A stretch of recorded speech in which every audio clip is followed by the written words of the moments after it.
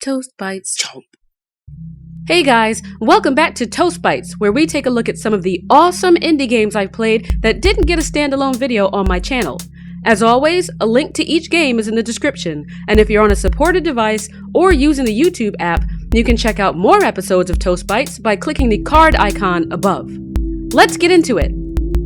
Number 1.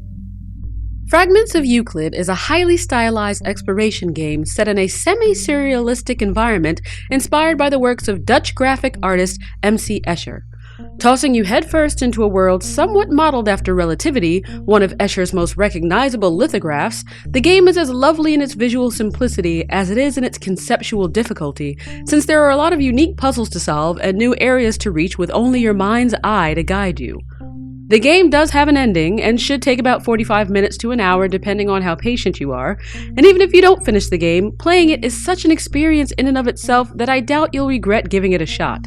There isn't a lot of direction, so you may get stumped by some of the puzzles, and the look of the game might make your head spin after a while, but I can't recommend it enough. Fragments of Euclid is the perfect mix of perspective, gaming, and art, and the amount of detail put into it is really impressive. So if you're looking for a trip down Gravity Lane, give this one a download now.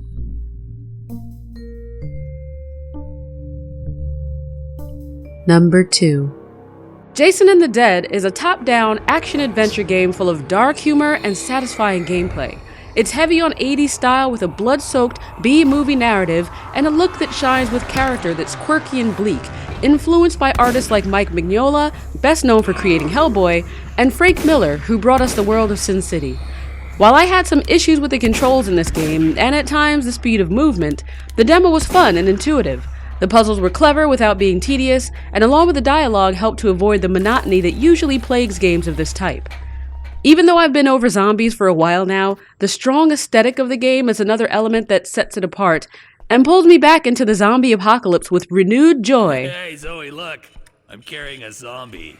Overall, Jason and the Dead is a lot of fun and does a great job of setting itself up as a game with flair. It has an awesome soundtrack, groovy voice acting, and a number of environments to spill its special brand of comedy into. So if you love cheesy lines and old school gore, try out the demo and let me know what you guys think.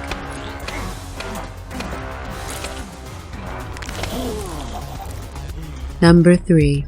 Out of the Box is a choice-based game that follows in the footsteps of hits like Papers, Please. In it, you play a nightclub bouncer deciding which lucky partygoers find a way in and which losers get kicked to the curb. There's a narrative behind it that's fairly interesting, albeit simple, and all of the typical mechanics you'd expect, like money management, as well as random encounters that do a good job of breaking up the repetition of dealing with clubbers each night. The rules you have to follow are fairly intuitive, so there isn't a lot of tedious memorization. Don't let in the drunks or the kids with fake IDs, yada yada yada. And there's a decent amount of variety in the characters with hilarious dialogue to match. I'd say Out of the Box is pretty fun with a quick enough pace to boost its replay value instead of it being the kind of game that drags on until you get bored. So if you enjoy games like Papers, Please, but want something with a little more humor and a style that's more flash animation meets visual novel than a static screen, then Out of the Box might be for you. Number 4. Vente Mitzi, which means 20 months and is also probably not how that's pronounced, is a collection of playable vignettes about Italian resistance and liberation from Nazi fascism. The stories are based on actual World War II events and offer a glimpse at Italy's history of democracy. Don't expect any traditional gameplay here. As a self-proclaimed narrative docu-game, it plays more like a visual novel with a lot less reading.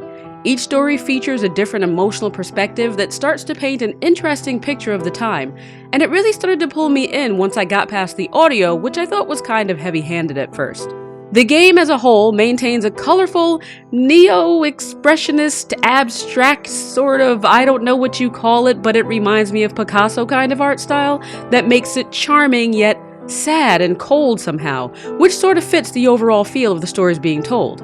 If you like games that delve into history and politics in a personal way that isn't too cumbersome and doesn't take very long from start to finish, give Vente Mitzi a go.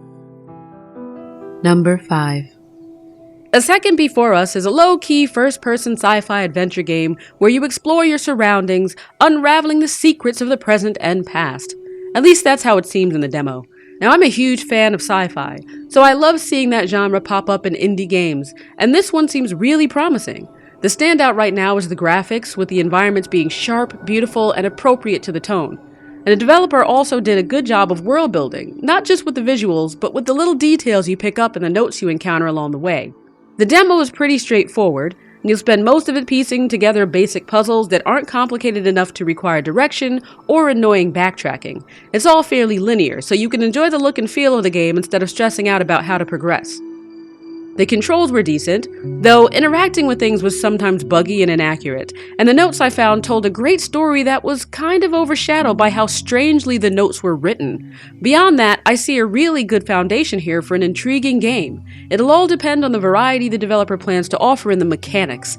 The demo was lovely, but fairly uneventful, and if the full release doesn't go beyond that, it may not hold anyone's attention for very long, and it'll fall short of its potential.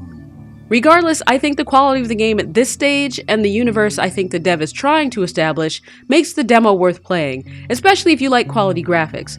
You can finish in around 30 minutes, but fair warning, it ends kind of abruptly, so don't expect a tidy wrap-up. Overall, A Second Before Us doesn't have a lot to it yet, but there are a lot of directions it can go in, and most of them are good, so I'll be keeping an eye on it for sure. Number 6. Stories Untold is a narrative-driven experimental adventure game with some cool psychological horror/sci-fi mystique. Now, this is another one of those games where I don't want to show any footage because I don't want to give away what the game is like. Going into it blind is half the charm, so I'm only giving you a peek at the intro. What I will say is that the game is an anthology made up of 4 separate stories, each with their own unique mechanics. I can't really say more without giving it away, so I'll just say that the visual, sound design, and general cleverness all come together in a satisfying way. On the negative side, it can be frustrating if you don't get things just right and don't have the patience to keep trying. The full game is $10 on Steam, and I think it's worth it for the experience. Since the game isn't perfect though, you may want to opt for the demo instead. And if you do, you can only play the first part, which alone doesn't fully capture the beauty of what the developers tried to do, but it's interesting, and at least it's free. That's it for this episode of Toast Bites. If you liked these games, or hated them, let me know in the comments. And don't forget to subscribe to my channel for more videos like this. I'll be back soon with a peek at even more great games I played, but until then, see you on the plate!